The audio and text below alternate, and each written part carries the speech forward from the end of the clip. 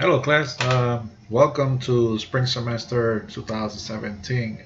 Just want to give you a official welcoming to the course, and let's go over some details about me and class. All right. So, a little bit about myself. I want to share with you. I'm a Navy and U.S. Army veteran. I spent 6 years of my life in the Navy. And recently, I got out in 2014 from the National Guard, serving as an engineering officer. Uh, did that for a little over 12 years, combined service, and that's I'll do it again if I have to. Um, After the military, the first part of the Navy, I I started to work in IT, and since that was my background in the Navy, data system technician. Now that rate disappeared. Got out, started and to college, going to college, and from there I started working in the IT field, and I went up from the PC technician all the way up to becoming an advisor to a major of the city of Vega Alta in Puerto Rico. Um, did a lot of project management afterwards, and prior to that experience, did IT project management in the Army, serving as an engineer officer. Served also as a construction project management. So you're gonna see a lot of flip flops in my careers.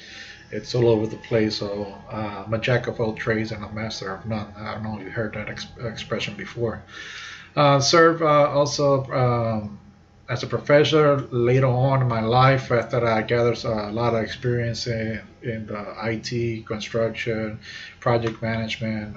So I say, what was the best place to me prepare the next generation of professors and professionals? So uh, teach, right? Share the knowledge. So I always say that knowledge is not knowledge unless it's shared. Um, that got me so far as to become a scholar and a lecturer, publish a couple of articles about IT and the implementation of IT within an organization.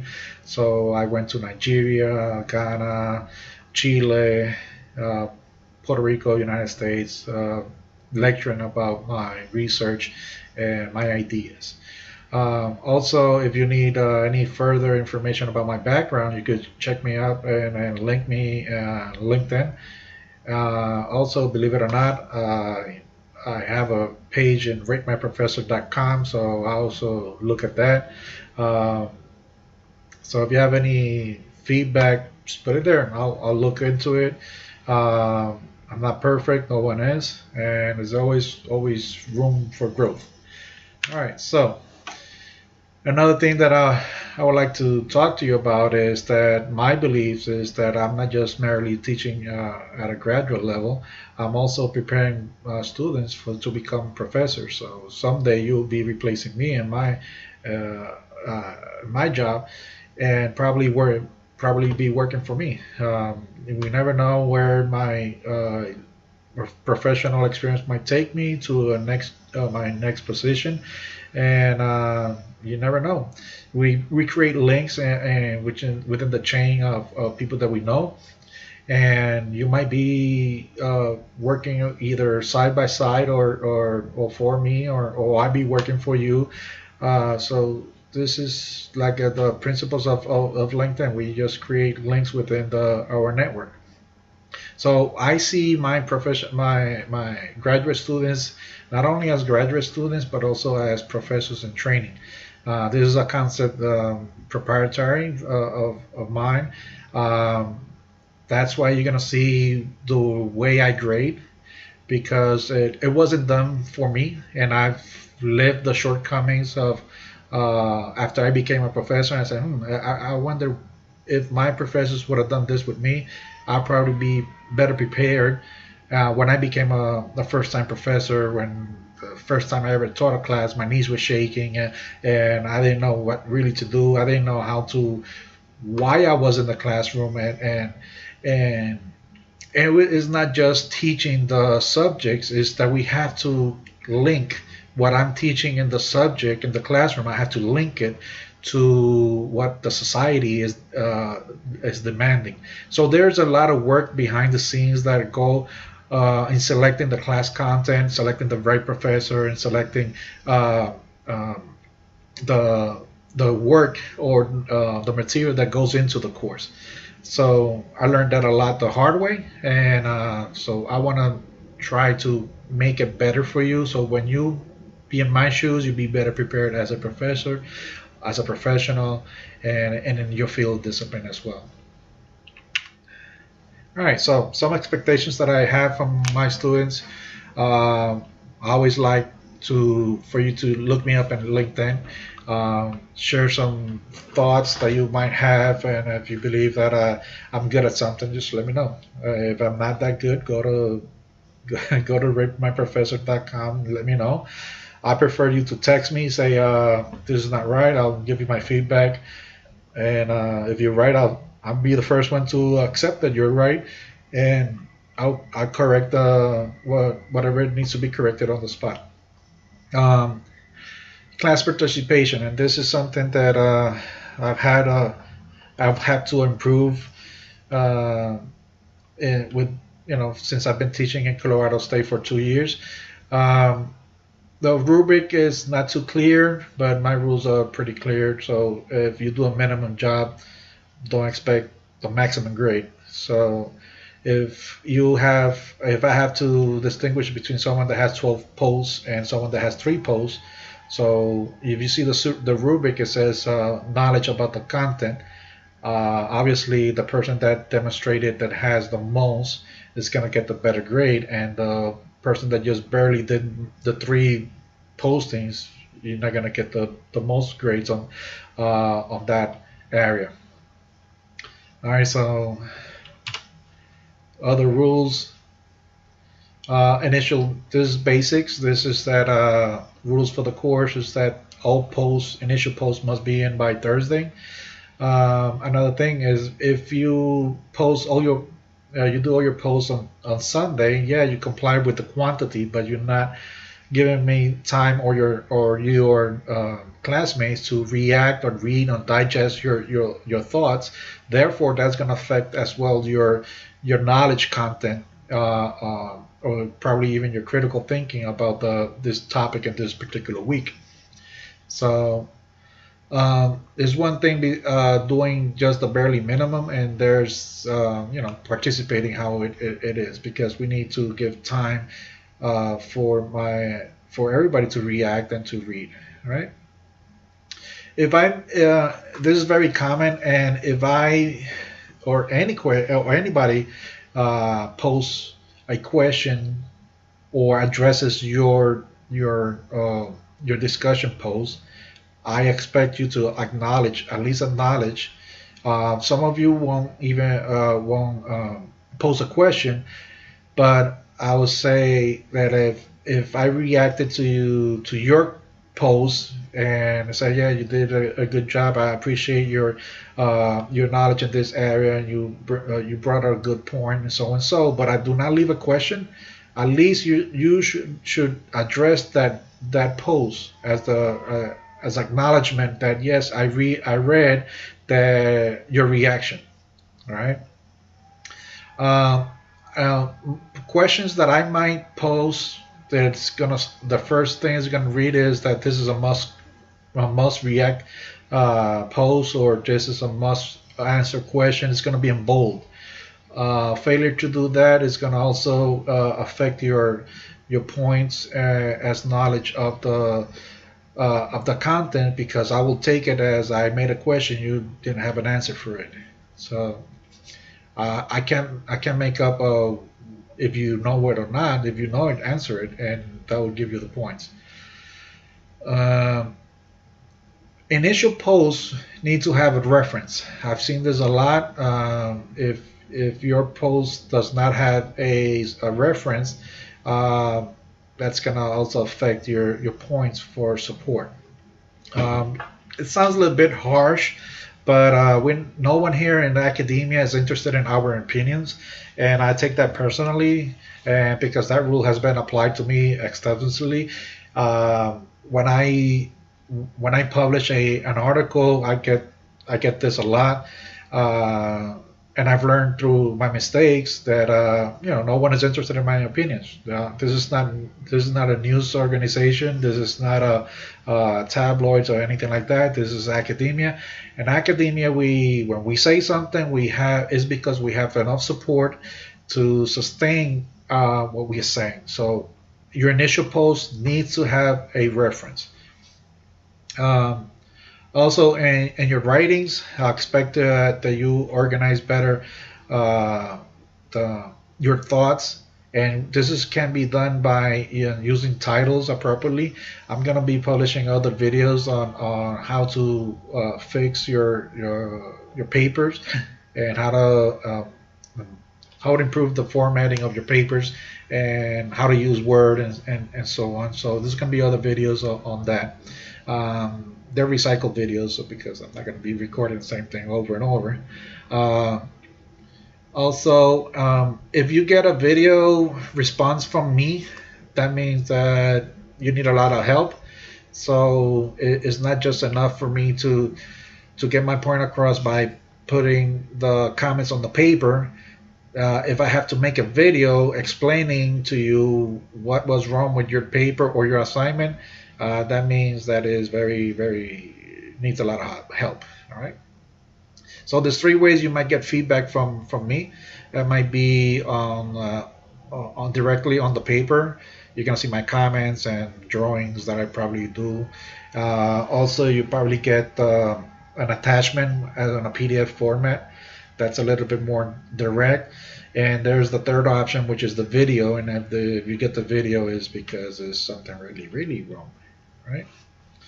Um, okay.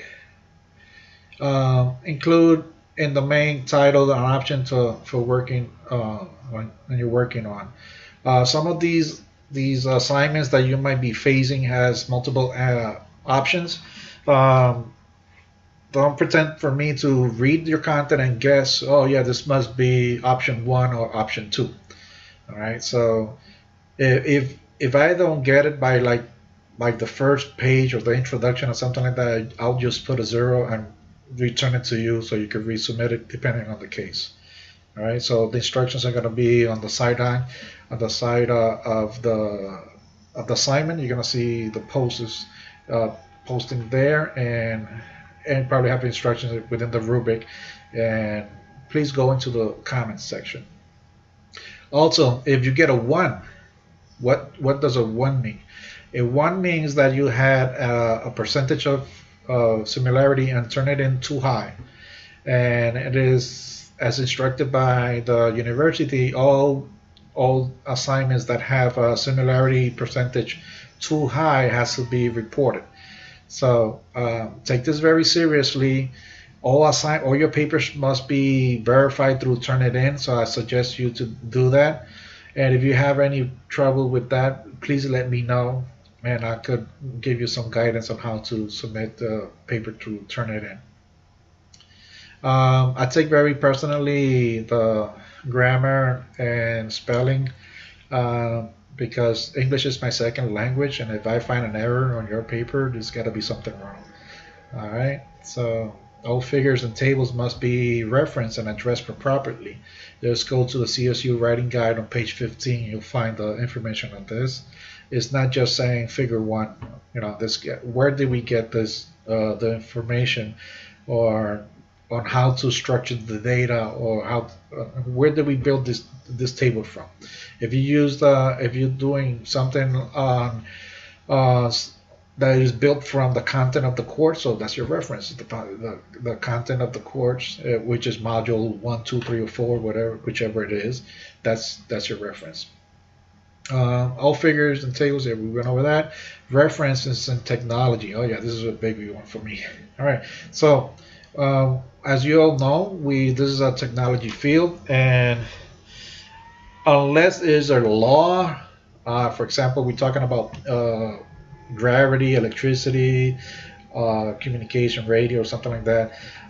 Yeah, those are pretty old. But if we're talking about some application of technology, try to keep it as recent as possible.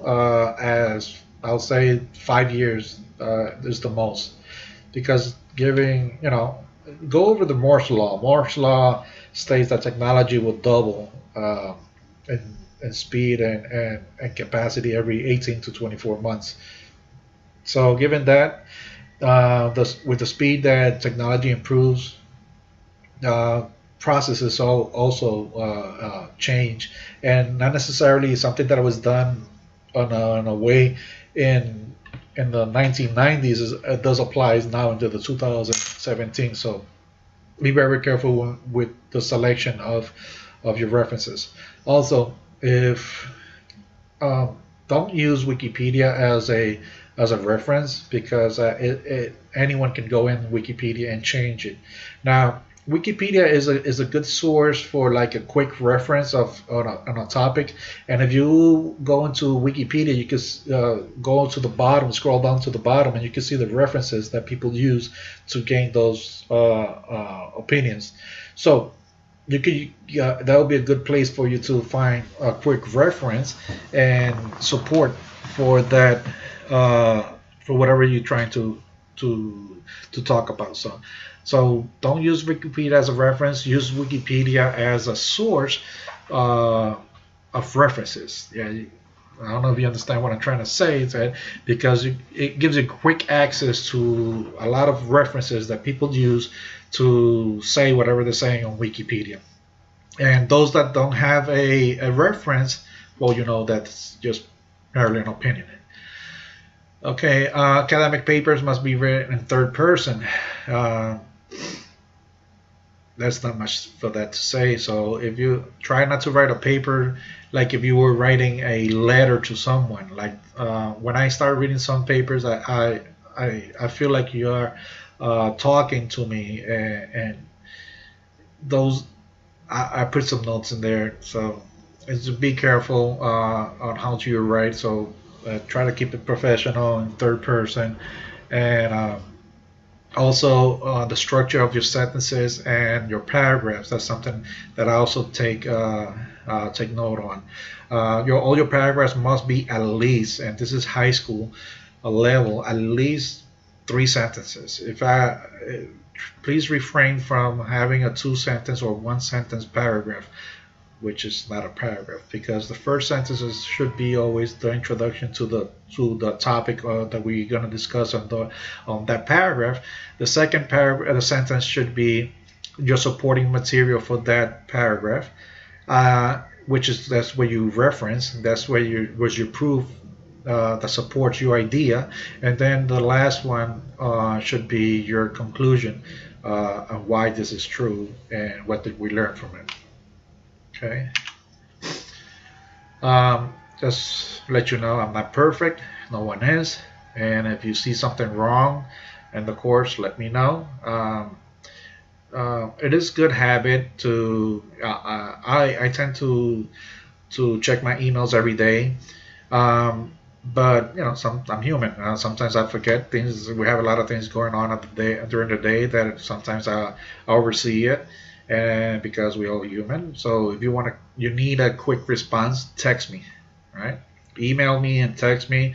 Also, within the course, there's 2 sites, 2 discussion forums where you can post questions. So if you post a question there, also text me. You don't have to text me the question if you want. You just could just let me know I posted a question or something like that. All right, so I have a Skype account if you need me to explain things to you on a one-to-one basis. Throughout the course, you see my Skype ID, you have my email, and you have my text and my phone number. On the voice aspect, some things cannot be discussed. It has to be used through the email. So if you're asking me about grades and stuff like that, so make sure you send me an email, and you can mention, yeah, I'm gonna call you something like so and so, and so it's FERPA. Yes, we have to cover all the bases. All right, so I look forward to this course and to your experience, and to please bring all those ideas that you have, and don't be shy. Answer. Um, I like the debate. If I'll probably start some topics that are like uh, incite some confrontation. So uh, I just like to get things shaken up a little bit, and let's have a good spring session. So I look forward to your ideas and your comments, and happy course. Take care. Bye.